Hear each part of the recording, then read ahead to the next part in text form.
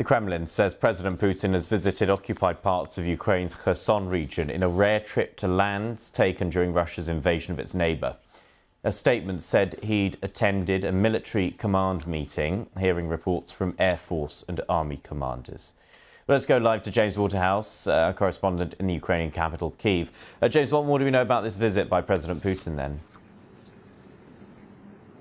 Well, according to the Kremlin and Russian state TV, he has visited a military base in the southern Kherson region, in an area which is occupied by his forces south of the Dnipro River. And he can be heard on camera saying, "Don't let me distract you. We are here in a business-like capacity." It's a very formal way to wish people happy Easter. We don't know when this took place, but he was also reportedly seen, he was filmed visiting soldiers in the occupied eastern Luhansk region as well. And this is the second such time that he has left the cover of Russia, if you like, and visited troops as they continue to try and boost their defences, really, certainly in the Kherson region, where there's been a lot of military activity over the past weeks and months, where trenches are being built, where troops are being gathered ahead of a widely expected Ukrainian counteroffensive,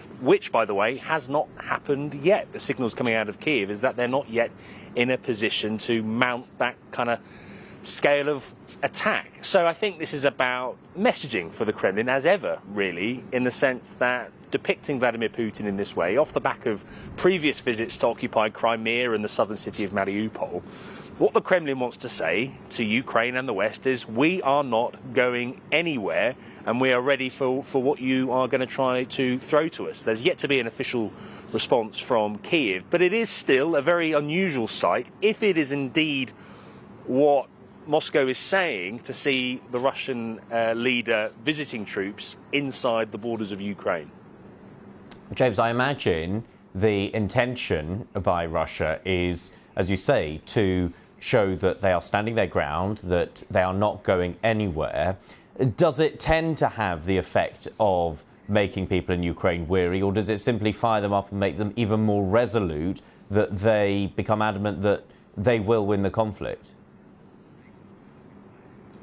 It's the absolute latter, Ben, to be honest with you, because I think whether you're a soldier on the front line or someone who lives close to the fighting, who's endured not just this full-scale invasion, but 8 years or 9 years now of Russian aggression, I think it further galvanizes the resolve of certainly defending troops in that way, because for so many people, they are past that point of what if. I think what Vladimir Putin is trying to do is say, look, everything is going according to plan. It's a very familiar dynamic, isn't it, where he's there in typically dark clothing, being escorted around by senior military officers who brief him on the situation. But because this attritional conflict is well beyond a year now in terms of the full-scale invasion, I think in an official sense, at least, Ukraine is simply focusing on when it is able to mount a counter-offensive. And if so, they want to make sure that they can reclaim as much territory as possible. As we can see, Moscow will be hoping for the exact opposite. OK, James, for the moment, thanks very much. James Waterhouse there for us in the Ukrainian capital, Kyiv.